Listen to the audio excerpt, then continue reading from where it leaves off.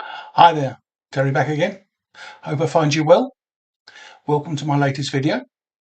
And here we are on the 31st of October with this Halloween special. What's so special about it? Who said that? I did. Oh, you. Why can't I see you? Because I'm not ready yet. Why are you speaking in my voice? I have to speak through you. Otherwise you wouldn't hear me. That's why I'm speaking in your voice. Anyway, what do you mean by this video? Well, it's barely Halloween, is it? I mean, you've got what? A pumpkin and a comic there and, well, oh, you've turned the lights off. But basically that's it. At least you tried the last one when you did the Elvira video. I suppose you could do better then. Well, it wouldn't take a lot, would it? Well, if you're so clever, go for it. Okay, maybe I will. Well, are you or aren't you? Well, I certainly couldn't do any worse, could I? Yeah, let's give it a go. Charming. So where do I go then? Well, that's easy. Hi, Boston Brand here, or Deadman, as you probably know me better. Yes, I've taken over Terry for this Halloween special. Ramakrishna, you know, my boss, has allowed me to dress Terry up like me, but you can still hear me. She's a clever one. Right, why am I here? Other than it being Halloween? Well, I was pretty annoyed with Terry, him calling his video channel after me, but never actually showing anything that I'd been in, or very few books anyway. Reason being, he only had the trades, and not the originals. Not anymore. This was not really good enough as far as I was concerned, so I kept badgering him and annoying him. I took him over. Don't tell Mama. And I ordered a couple. Bad, I know. But I knew once those two arrived, it would kick him into his... Yeah. Oh, God's sake.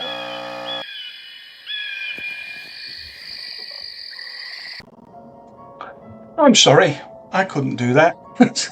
This thing is made of nylon, I think, and so it's made me sweat like hell. So all of the makeup was coming off and it looked bloody stupid. I mean, I bought this, I even bought gloves, but I can't use those either. So that was a cocked up video, wasn't it? Cost me a fortune. But anyway, I'll show the books anyway. Okay? I'll read the script as though I'm still him. All right. Then I took him over. Don't tell Rama. I ordered a couple. Bad, I know. But I knew one, or knew once those two arrived, it would kick him into gear to get the rest. It took a few months, but it worked. Sneaky, eh? So here we go. My introduction into comics. Carmine Infantino drew me on this cover. Inside is Arnold Drake and told my story of Strange Adventures number 205. It was published in August 1967. My comic birth and death in one issue. At the age of 34, too young to go, don't you think? They called the story Who Has Been Lying in My Grave? And I ordered this one from Comic Fandom of Kingston, New York. When I was shot and killed, I met Ramakrishna, the spirit of the universe. She allowed me to roam the earth to find my killer. Also, I have the power, as you see, to take over bodies. No, don't. Next we have 206, published in September 67. Mike Sikowski with the cover this time. And I'm looking very buff here. Not bad for a dead man. Carmine Infantino and Arnold Drake told my story this time, with an up-and-coming artist at the time, Neil Adams, helped by inker George Roussos. The book was bought from Priced to Collect of Glastonbury, Connecticut. And the story title this time, An Eye for an Eye. I began investigating to find my killer. I firstly believed it was Jeff Carlin, part owner of Hill Circus. He had taken out a $10,000 life insurance on me. He used this money to pay a blackmail demand. A guy called Morty was blackmailing him with a photo of Jeff holding a rifle that was used to kill a guy called Dean. But I was able to prove Morty did it, and then Jeff couldn't have shot either of us, as the rifle wasn't powerful enough to have killed Dean, and Jeff was elsewhere when I was shot. I took Morty's live body to the police to confess.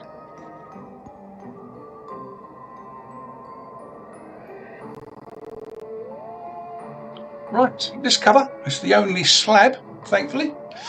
I've been telling me to take it out, but I'm worried about damaging it.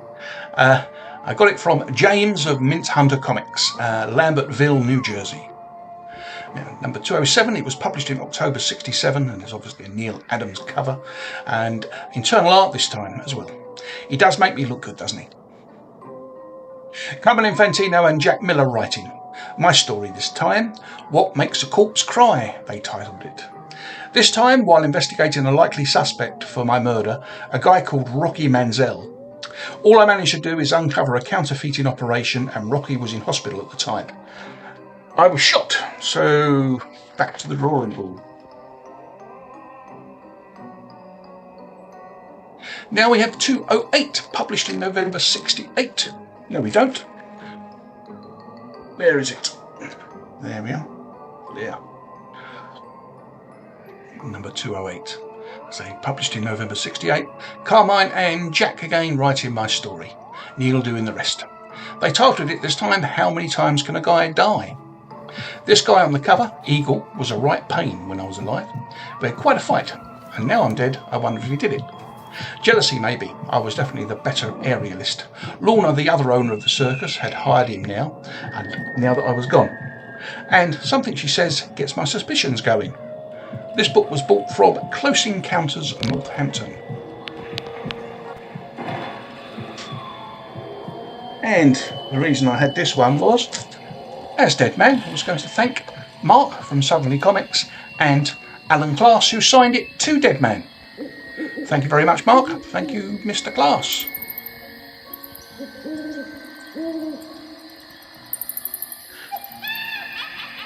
These next 8 issues were all bought from Gavin C65 from Maidenhead in Berkshire.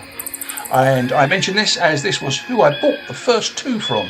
Terry was livid, as he probably would have got a better price buying all 8 in one go. Also, I'm sure Terry would want me to mention, as I do, these 8 are absolutely gorgeous covers, almost like they've just been bought new off the rack. Especially this one. This is a 9.8 of anybody's money, I believe. Anyway, back to the story. Number 209, published in December 67. Down to Jack Miller telling my story, Neil with everything else. I find out the Eagle is actually a jewel thief using acrobatic skills stealing from high-rise buildings, and after some close calls inside another person's body, attempting to capture the Eagle and his gang. Success eventually, but disappointment in catching my murderer.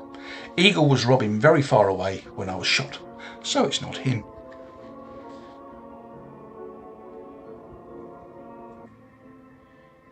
You may have noticed I'm reading from a script. We'll skip that bit. Right, next, number 210, published January 68. Jack and Neil still telling my story. Hide and seek, they called this one.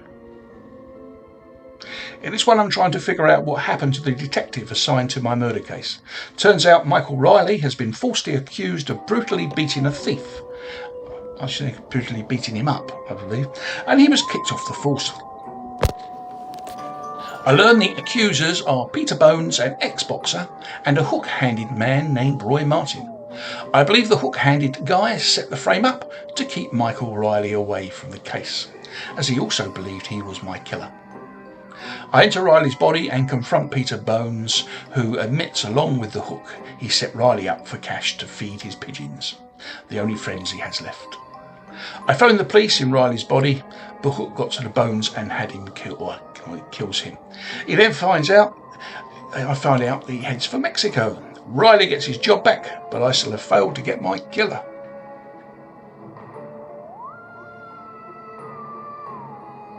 Next, 211, published Leap Day, 1968. The title this time, How Close to Me, My Killer. Jack and Neil still doing what they do. I follow the Cook's trail to Mexico, where surprisingly I find my brother Cleveland, along with his daughter Lisa. I find out my brother is helping a wealthy Texas rancher, Alf Jackson, illegally ferrying cheap labour across the Rio Grande. The authorities find out, and Jackson orders my brother and a guy called Ori to take the labourers out on the ferry and sink it, drowning the labourers and any evidence. Thankfully, my brother can't do this. I enter his body to help him defeat Jackson and his goons. I'm glad I was able to help, but I still haven't located Hook.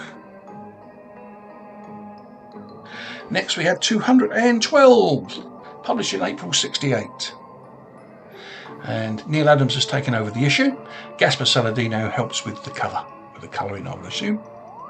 The Fatal Call of Vengeance. We have for a title this time. Unknown to me at the time, my brother Cleveland decides to impersonate me to smoke out my killer at Hill Circus. Again, something I found out later.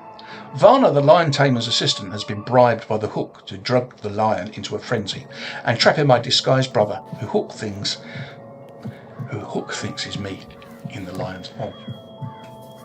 I enter my brother's body and just manage to save him. Varna gets badly injured too, trying to save him. Not known at the time by anybody, it seems, Tiny, the strong man, who is wearing one of my costumes, confronts someone wearing a hook in the crowd, and he beats the truth out of him. It turns out to be the lion tamer, who also has been bribed by the Hook to wear the false hook and masquerade as the real Hook. Then Tiny, disguised as me, is shot. A number of people rush to his aid, where they find, after unmasking him, it's Tiny, and he is critically wounded. 213 next, published May 68. Neil Adams, a complete takeover with this issue. They Call From Beyond is the title. Tiny thankfully wasn't killed, but he is still not in great shape. I merge with his body to help him fight back to life. Vashnu, one of the circus troupe, who is a mystic and knows me as a dead spirit, sat by Tiny's bed, using whatever powers he had to help Tiny fight. Help that was needed. Tiny does recover, thankfully, but I'm no nearer to finding the Hook.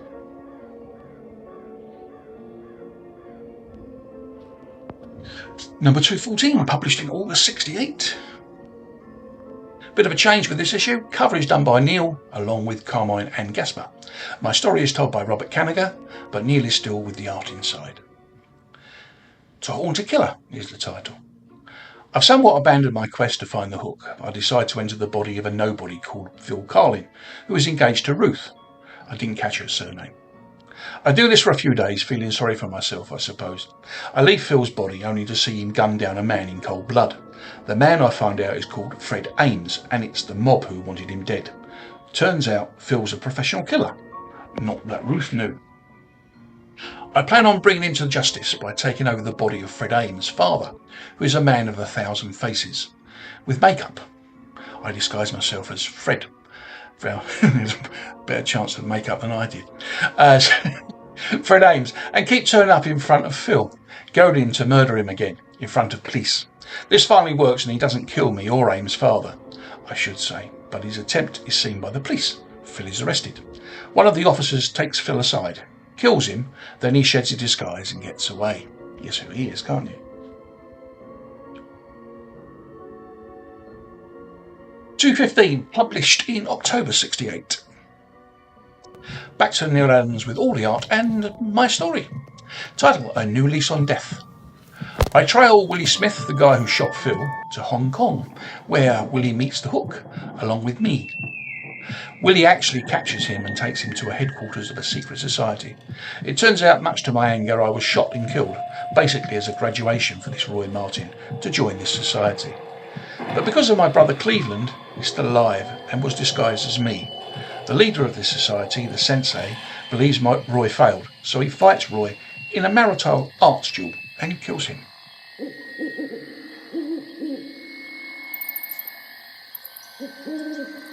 I tried to take over this sensei, but I couldn't. I'm totally perplexed. Feel I'm in a mad dream. Ramakrishna then arrives, asking if balance has been struck. I have to admit, Hook is dead, so he's paid for his crime. She then says satisfaction and fate have come full circle. But no, I don't believe I have the satisfaction. Justice has not been done. I asked what was the gift, just an eternity of frustration. But she's gone. All I can do is look down at the corpse of the hook and scream into the nothingness.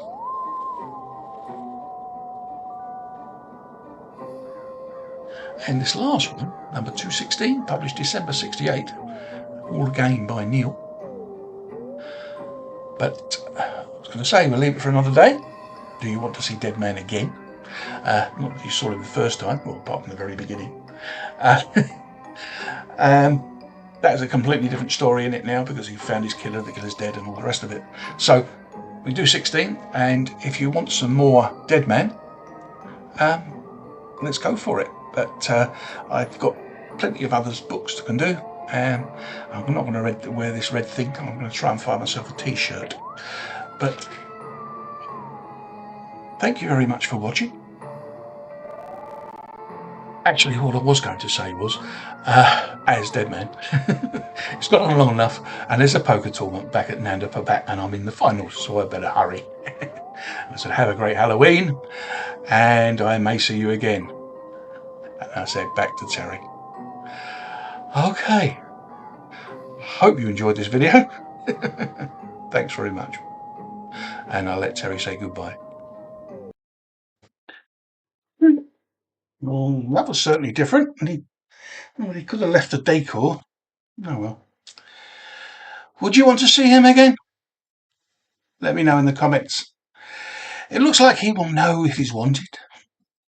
Thumbs up if you enjoyed him. Thumbs up if you enjoyed the video.